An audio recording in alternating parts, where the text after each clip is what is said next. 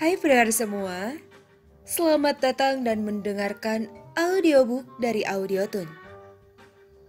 Kita lanjutkan novel karya K.L. Nurmala yang berjudul Tuan Muda yang Terhina dengan pengisi suara Restika. Dan inilah episode yang ke-54, Menantu Bukan Pembantu 2. Selamat mendengarkan. Kantor pusat Al-Fatih Group letaknya sangat strategis. Berada di pusat kota Dubai yang berdekatan dengan banyak gedung perkantoran, pusat perbelanjaan, juga hotel dan bank. Oleh warga Dubai, gedung itu dikenal sebagai Burj Al-Fatih atau Menara Al-Fatih. Di Menara Al-Fatih, semua petinggi dari berbagai sektor yang dijalani perusahaan itu berkumpul. Setiap sektor memiliki CEO yang bertanggung jawab pada setiap cabang perusahaan yang tersebar hampir di setiap negara. Badar misalnya. Ia merupakan CEO untuk sektor pertambangan. Bukan rahasia lagi jika di negara Timur Tengah sangat mengandalkan sektor itu. Begitu juga Al-Fatih. Sementara Aryan merupakan CEO untuk sektor industri. Dan masih banyak sektor lain lagi yang digeluti Al-Fatih. Miliaran dolar dihasilkan setiap harinya oleh perusahaan itu. Gaji yang bernilai fantastis dikucurkan pada setiap anggota keluarga yang ikut serta mengelola perusahaan. Maka tak heran jika mereka menikmati itu semua dengan berfoya-foya membeli barang branded dan hewan peliharaan yang harganya juga fantastis. Bahkan terkesan tidak wajar. Jadi cukup dimengerti rasa takut mereka jika Arjuna yang memegang kendali. Arjuna bukan asli orang Timur Tengah. Terlebih Arjuna tidak besar di sana. Cara pandang dan etos kerjanya pasti berbeda.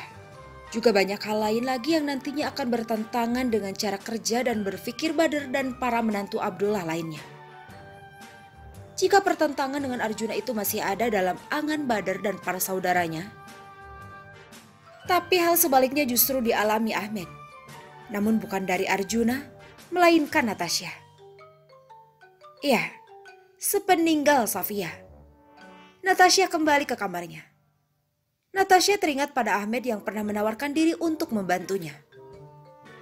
Ia pun mengambil kartu nama Ahmed dan menelponnya. Natasha memberitahukan masalah yang dihadapinya. Awalnya Ahmed mengira itu hanya rekayasa Natasha. Tapi akhirnya ia percaya, meski tak langsung menyanggupi permintaan Natasha. Aku tidak mau tahu. Kirimkan juru masakmu dan semua pelayanmu ke sini, titik. Natasha terdengar memaksa. Nona, Anda sendiri yang mengatakan bahwa tidak boleh ada pelayan yang membantu. Benar kan? Kilah Ahmed. Bibi itu bilang yang tidak boleh membantuku itu pelayan rumah ini. Sedangkan aku memintamu mengirimkan juru masak dan pelayan di rumahmu. Dan mereka bukan pelayan rumah ini. Jadi ya sah-sah saja. Kau kirimkan mereka dalam 10 menit. Atau kalau tidak, aku akan buat keributan di rumah ini. Ancam Natasha. Ahmed hanya bisa menghela nafas mendengar ucapan Natasha. Pada akhirnya ia pun berkata, sesuai keinginan Anda, Nona. Bagus. Tapi ingat, jangan memberitahukannya pada Arjuna. Kau tidak mau kan kalau dia kerepotan karena masalahku? Baik, Nona. Saya akan menelpon kepala pelayan di rumah saya. Selamat siang. Pungkas Ahmed. Ahmed menggeleng pelan dan langsung menelpon kepala pelayannya. Ia tidak mengerti dengan apa yang sedang direncanakan para wanita di dalam keluarga tuannya terhadap Natasha. Sementara itu di ruang kerjanya, Arjuna terlihat fokus mengamati setiap angka dalam laporan yang tadi disodorkan Ahmed. Keningnya sampai berkerut melihat deretan nominal angka yang panjang itu. Ahmed yang baru memasuki ruangan itu mengulumkan senyumnya. Pikirnya untuk apa Arjuna memelototi angka-angka itu? Yang harus dilakukannya nanti hanya membubuhkan tanda tangan saja. Ahmed, ada apa dengan Leon? Tanya Arjuna tiba-tiba. Maksud Anda, Tuan? Ahmed balik bertanya dengan raut heran. Dokter itu, apa saja yang dia lakukan pada Leon? Tanya Arjuna.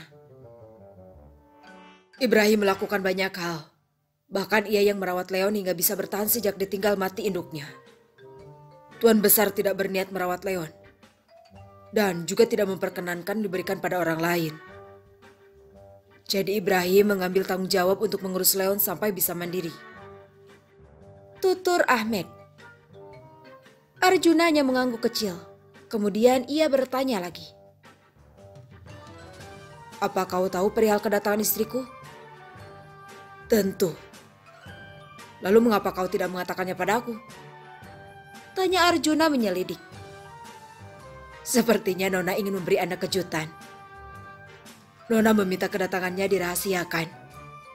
Sahut Ahmed. Kau benar. Aku sangat terkejut. Arjuna menyeringai tipis. Bagaimana dengan Walid? Tanya Arjuna kemudian. Tuan Walid belum melakukan sesuatu yang mencurigakan. Hanya saja Adipura terlihat mulai mendekatinya. Adipura? Mau apa? Apa dia mau meminta tender? Tanya Arjuna heran. Saya kurang tahu, Tuan. Baiklah, biarkan saja dia. Selama Tasya ada bersamaku, masa bodoh dengan mereka. Gumam Arjuna. Bersama Ahmed, Arjuna pun kembali berkutat dengan pekerjaannya. Di kediaman Abdullah. Dari pintu kaca dapur, Natasha terduduk sambil tersenyum miring melihat beberapa pelayan wanita yang sedang berjalan di halaman belakang menuju ke arahnya. Mereka merupakan juru masak dan 6 pelayan wanita yang dibawa supir Ahmed untuk membantunya. Salam Nona. Sapa mereka hampir bersamaan ketika sudah berada di depan Natasha. Salam. Kalian tahu kan kenapa aku meminta kalian datang? Tanya Natasha yang diangguki oleh para pelayan itu. Siapa juru masaknya? Tanya Natasha lagi. Saya Nona. Sahut seorang wanita paruh baya hormat. Kau tentu tahu apa yang harus kau lakukan. Jadi mulailah menyusun menu makan malam yang lezat untuk keluarga ini. Titah Natasha. Baik Nona. Sahutnya. Buatkan juga aku teh. Imbuh Natasha. Natasha mulai mencari resto yang menjual cemilan manis untuk dessert di ponselnya. Setelah menemukan yang sesuai, Natasha pun memesannya. Sambil menikmati teh yang tersaji, Natasha mengawasi pekerjaan para pelayan itu. Sesekali ia melihat waktu pada ponselnya. Waktu terus berlalu. Satu persatu bahan makanan itu berubah wujudnya dengan aroma yang menggugah selera. Natasha yang merasa jenuh pun mencicipi hampir semua dan diakuinya juru masak itu memang handal. Dari dapur, Natasha melihat seorang pria berjalan tergesa-gesa sambil membawa Dr. Beck menuju bagian lain dari rumah itu. Karena penasaran, ia pun keluar dari dapur dan berjalan searah dengan pria yang dilihatnya tadi. Ada ruangan lain di sana, gumamnya sambil menatap anak tangga yang menuju ruang bawah tanah. Raungan singa yang terdengar samar membuatnya terperanjat. Natasha mundur selangkah sambil bergumam. Apa di bawah sana ada kandang singa? Natasha memperhatikan sekelilingnya. Sepi, tak ada siapapun di sana. Natasha pun berbalik arah dan mempercepat langkahnya kembali ke dapur. Aku akan ke kamarku sebentar. Kalian selesaikan pekerjaan kalian dengan baik. Jangan khawatir, aku akan memberi kalian bayaran yang pantas untuk semua ini. Ujar Natasha setibanya di ambang pintu dapur. Tentu Nona, sahut juru masak itu. Natasha melangkah meninggalkan dapur menuju ruang makan, lalu ruang keluarga. Saat melihat pintu lift, ia pun berpikir untuk kembali ke kamar dengan menggunakan itu. Namun rupanya lift itu sedang digunakan. Baru saja timbul pertanyaan perihal siapa yang menggunakan lift itu di benak Natasha. Pintu lift itu sudah terbuka dan Abdullah bersama Hasan keluar dari dalamnya. Apa yang kau lakukan di sini? Tanya Abdullah datar. Tentu saja aku akan menggunakan lift ini, sahut Natasha. Abdullah mencium aroma masakan dan sejujurnya ia merasa heran karena ini masih sore. Namun Abdullah bersikap tidak acuh dan hendak berlalu dari hadapan Natasha. Hei kau, apa kau sudah menelpon suamiku? Kau tidak lupa kan pesannya padamu siang tadi? Tanya Natasha pada Hasan. Pesan apa? Tanya Abdullah dengan raut wajah tidak suka. Ia menoleh pada Hasan dengan ujung mata yang disipitkan. Tuan muda meminta saya untuk memberitahu jika Dokter Ibrahim sudah tiba, Tuan. Sahut Hasan. Abdullah tidak merespon apa-apa. Abdullah kemudian menoleh pada Natasha dan bertanya. Dari mana kau tahu kalau Ibrahim sudah datang? Ada seorang pria dengan Dokter Beck berjalan ke arah sana. Saat aku mengikutinya, aku mendengar suara singa di ruang bawah. Kakek, apakah... Lancang sekali kau, huh? Apa seperti itu sikapmu di belakang Arjuna? Membuntuti pria asing sesuka hatimu? Hardik Abdullah memotong kalimat Natasha.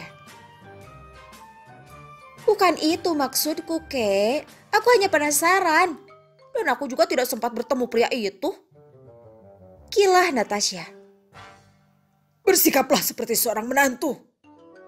Jangan melakukan sesuatu yang akan mempermalukan dirimu.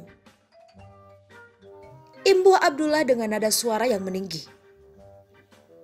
Menantu ya? Baiklah, aku memang seorang menantu. Dan tak ada yang boleh memperlakukanku. Sekalipun itu kerabat suamiku sendiri. Aku benar kan kakek? Tanya Natasha dengan senyuman devil. Membuat Abdullah mengerenyit heran. Bersambung. Episode ini telah usai. Jika suka, jangan lupa tekan tombol favorit di audiobook novel ini. Terima kasih telah mendengarkan. Kalau kamu mau dengar audiobook lebih banyak dan gratis, segera download AudioTune.